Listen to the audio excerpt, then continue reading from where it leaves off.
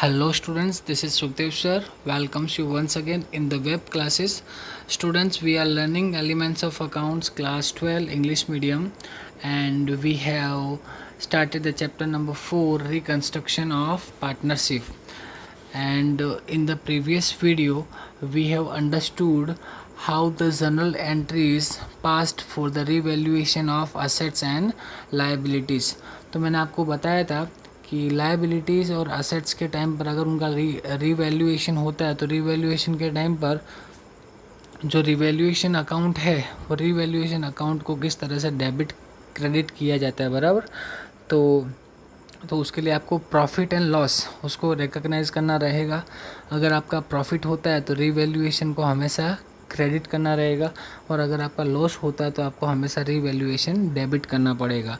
जैसे अगर मैं आपको बोलूँ the value of land is increased by rupees 1 lakh. अगर लैंड की वैल्यू जो है 1 लाख रुपीज़ से अगर इंक्रीज़ हुई है तो इसमें डायरेक्टली मैंने आपको बोल दिया, कंपैरिजन करने की ज़रूरत नहीं कि पहले कितनी वैल्यू थी और प्रेजेंट प्राइस उसकी मार्केट में कितनी है, वैल्यू कितनी, बराबर। तो अगर मैंने आपको बोल दिया कि लैंड का जो वैल्यू है 1 लाख इंक्रीज़ हुआ है तो हमको प्रॉफिट होगा कि लॉस होगा, तो बट ऑब्वियस हम क्या बोलेंगे, प्रॉफिट होगा।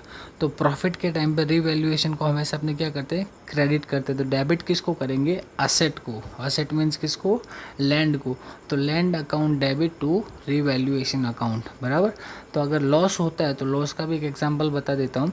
Like rupees 15,000 is paid for salary. Salary के लिए हमने 15,000 जो है पे किया है। अगर हम किसी को पेमेंट करते हैं दैट मीन्स हमारा प्रॉफिट जो है कम हुआ है, लॉस हो गया है हमको, बराबर। अगर हम किसी को पे करते हैं तो हमारा एक्सपेंस हुआ, एक्सपेंस मतलब काइंड ऑफ लॉस। तो इसकी एंट्री आप क्या पास करोगे, तो revaluation account debit to salary account, बराबर। इस तरीके से कर सकते हो। अगर लायबिलिटी इंक्रीज़ होगी तो भी लॉस होगा, असेट डिक्रीज़ होगी तो भी लॉस होगा।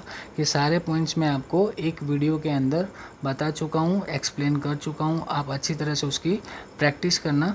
और एक वीडियो में मैंने आपको एक जर्नल एंट्री जो है छुड़वा दी थी। रिवैल्यूएशन अकाउंट को क्लोज़ करना हो तो कोई भी अकाउंट हो, अगर उस अकाउंट को हम क्लोज़ करते हैं तो उसका रिज़ल्ट आता है। तो रिज़ल्ट किस में आता है, या तो हमको प्रॉफिट होगा या हमको लॉस होगा। तो प्रॉफिट एंड लॉस की एंट्री जो है थोड़ी सी अलग है, बराबर। तो वो एंट्री अलग होने की वजह से मैंने आपको अभी इस वीडियो में बता रहा हूँ, और उसी के बेस पे मैं आपको स्टार्टिंग से एंड तक का एक पूरा इलस्ट्रेशन सॉल्व करवाऊँगा। उसके बाद में इस चैप्टर के जितने भी सम्स है जो revaluation of asset and liabilities की जर्नल एंट्रीज पर डिपेंडेंट है, वो आपको सारे के सारे खुद करने हैं। अगर कुछ भी प्रॉब्लम आती है तो आप मुझे कांटेक्ट कर सकते हो।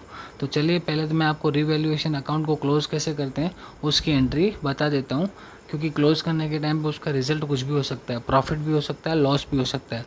तो प्रॉफिट के टाइम पे कैसे एंट्री करनी है और लॉस के टाइम पे कैसे एंट्री करनी है। तो स्टूडेंट्स 11th स्टैंडर्ड में आपने सीखा होगा कि अगर प्रॉफिट होता है, कोई भी टाइप का अकाउंट अगर आप क्लोज़ करते हो और प्रॉफिट होता है तो वो प्रॉफिट जो है किस में डिस्ट्रीब्यूट करेंगे, ऑनर होगा या फिर पार्टनर्स। जितने भी पार्टनर्स हैं वो सभी के अमंग जितने भी पार्टनर्स हैं सब में आपने क्या कर देंगे, उसको डिस्ट्रीब्यूट कर देते हैं। तो अगर कोई भी प्रॉफिट डिस्ट्रीब्यूट होता है तो पार्टनर का जो कैपिटल अकाउंट है, कैपिटल अकाउंट क्या होगा, क्रेडिट होगा। तो मान लो कि अगर आपने रिवैल्यूएशन अकाउंट जो है उसको क्लोज़ किया है तो उसका प्रॉफिट हुआ है, क्या हुआ है, प्रॉफिट हुआ है। तो रिवैल्यूएशन अकाउंट को अगर आप क्लोज़ कर रहे हो और प्रॉफिट हो रहा है तो प्रॉफिट होगा तो उसका जो भी प्रॉफिट है किस में जाएगा, पार्टनर्स कैपिटल अकाउंट में जाएगा। किस में जाएगा, पार्टनर्स कैपिटल अकाउंट।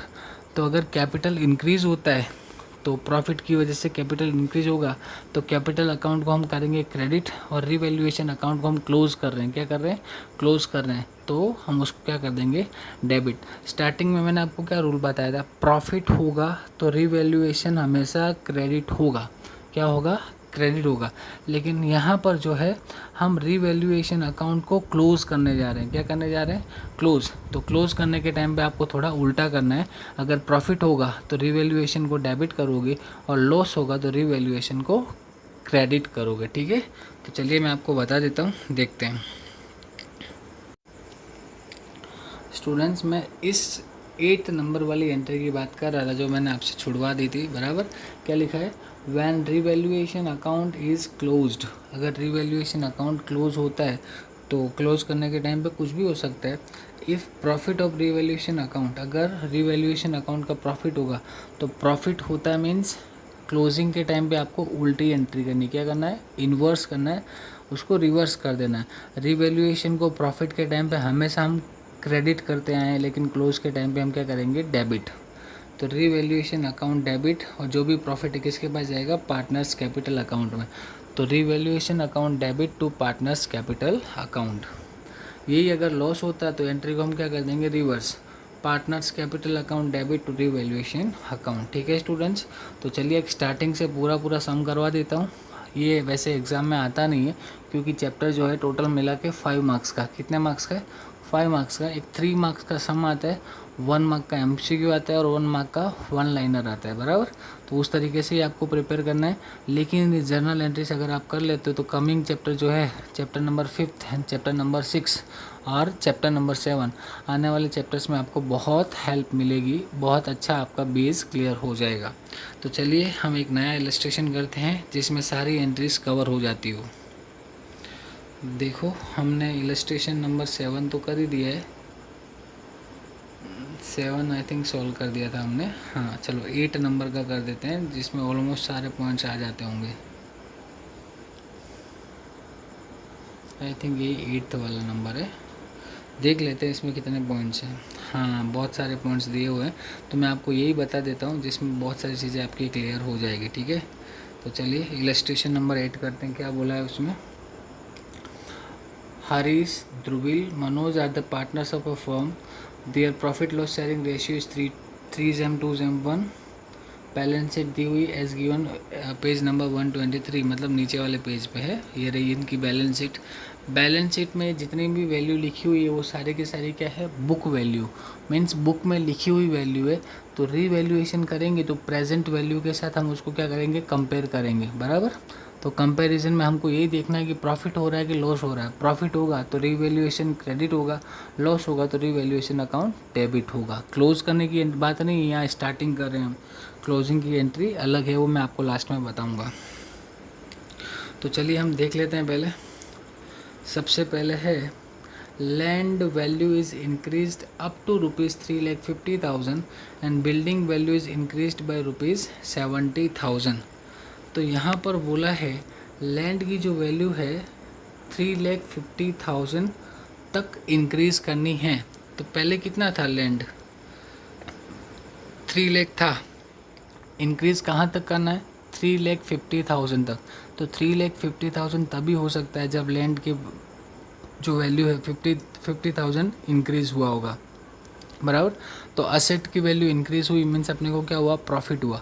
तो हम क्या एंट्री कर सकते हैं इसकी, land account debit, land account debit to revaluation account. Clear है स्टूडेंट्स, प्रॉफिट हुआ है, land account debit to revaluation account, बाद में हम चेक करेंगे। सेकेंड नंबर की जो एंट्री है, सेकेंड नंबर में क्या बोला है, सॉरी फर्स्ट में अभी क्लियर नहीं हुआ। Building value is increased by ₹70,000। यहाँ अप टू नहीं बोला कि कहाँ तक इंक्रीज़ करनी है, यहाँ क्लियरली बोल दिया कि 70,000 इंक्रीज़ होना चाहिए, किसमें, बिल्डिंग में, मीन्स प्रॉफिट हुआ। तो building account debit to revaluation account. Second number है machinery value keeps up to ₹1,50,000। तो मशीनरी की जो वैल्यू है हमको 1,50,000 रखनी है। तो एक्चुअली में कितनी रखी हुई है वो देख लो। मशीनरी, ये रही मशीनरी, इसकी वैल्यू 2 लाख लिखी हुई है, तो हमको 1,50,000 ही रखनी है अकॉर्डिंग टू मार्केट। तो हमारी मशीनरी की वैल्यू कितनी कम हो गई है, 50,000। 50,000 कम हुआ है मीन्स रीवैल्यूएशन अकाउंट क्या करेंगे हम, डेबिट, क्योंकि लॉस हुआ है। तो revaluation account debit to machinery account. Next देख लेते हैं, investment value decreased 20%। Investment kind of a asset, हमारी असेट है, असेट अगर डिक्रीज होती है तो हमको लॉस होगा। लॉस होगा मतलब रीवैल्यूएशन अकाउंट को आप क्या करोगे, डेबिट करोगे। अमाउंट देख लो 20% है इन्वेस्टमेंट। तो इन्वेस्टमेंट कहाँ है, ये रहे हमारे इन्वेस्टमेंट, 4th नंबर। तो 1,20,000 का अगर आप 20% करते हो तो आई थिंक 24,000 होगा। तो 24,000 का लॉस हुआ है। तो investment account debit to revaluation account. उसके बाद में आता है provide 10% BTR 5% discount reserve on debtors. मैंने आपको क्लियरली पहले ही बोल के रखा है कि जब भी कोई प्रोविज़न बोले, प्रोविज़न हमको करना है बराबर, तो provision means kind of loss, future का लॉस है जिसका प्रोविज़न हम प्रेजेंट में कर रहे हैं बराबर। तो लॉस समझ के ही आपको एंट्री करनी है। तो लॉस होगा मतलब क्या एंट्री करोगे, revaluation account debit to BDR मतलब बैड डेब्ट रिजर्व अकाउंट। अलग अलग करना चाहो तो डिस्काउंट रिजर्व ऑन डेटर्स की भी कर सकते हो। कैसे करोगे, revaluation account debit to discount reserve on debtors. जिन लोगों को इसकी अमाउंट निकालनी नहीं आती है, बता देता हूँ कि हमने 11th अकाउंट में जो एनुअल अकाउंट सीखा था, तो उस एनुअल अकाउंट में एडजस्टमेंट में ये आता था, फिर भी आपको बता देता हूँ। 10% BDR है तो हमारे पास डेटर्स कितने हैं, ये रहे हमारे डेटर्स 80,000 का 10% मीन्स कितना हुआ, 8,000 का लॉस होगा।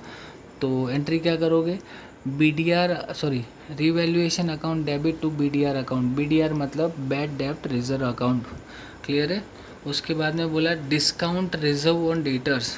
तो ये 5% जो है आपको क्या करना है, 80,000 डेटर्स है, उसमें से BDR कितना हो गया 8,000, तो रिमेनिंग बैलेंस कितना होगा 72,000।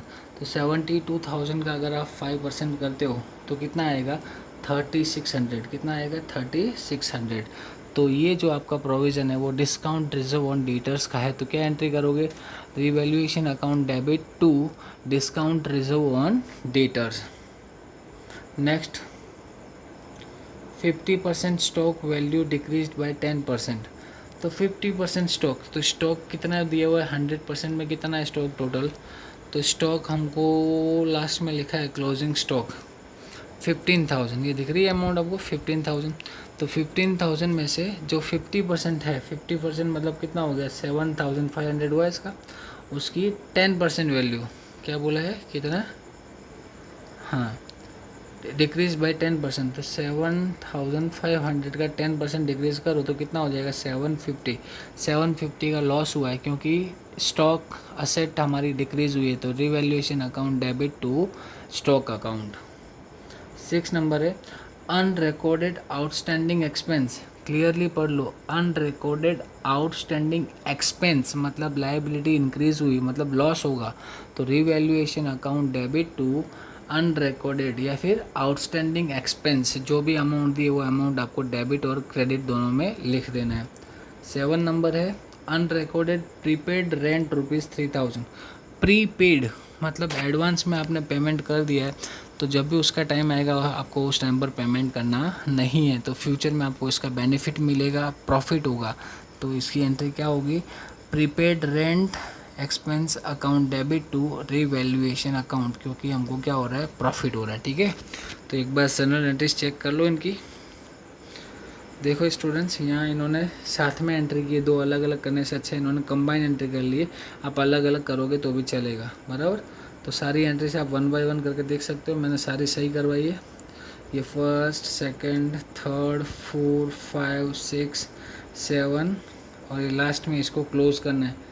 तो ये एंट्री जो अभी आपको फ़िलहाल करनी नहीं है, बाकी सारी एंट्रीज आपको समझ लेनी, ठीक है। अभी एंट्रीज के बेस पे आपको क्या करना है, लेज़र पोस्टिंग करना है जो 11th स्टैंडर्ड में आ चुका है। तो ये रहा रिवैल्यूएशन अकाउंट। तो एक काम करेंगे, इसका जो वीडियो है वो नेक्स्ट वीडियो में मैं आपको ये एक्सप्लेन कर दूंगा कि इसकी पोस्टिंग किस तरीके से की जाती है, और एक मेथड का जो सम है वो बाकी रहेगा, वो हम नेक्स्ट वीडियो में क्या करेंगे, कंटिन्यू कर देंगे। ठीक है, अभी के लिए फ़िलहाल अपने इतना ही रखते हैं। Till then see you in the next video. Stay home, stay safe. Videos regularly देखते रहना स्टूडेंट्स। एग्ज़ाम्स आपकी कंफर्म होने वाली है, आपका साल नहीं बिगड़ेगा। ठीक है, ऑल द बेस्ट, अच्छे से पढ़िएगा।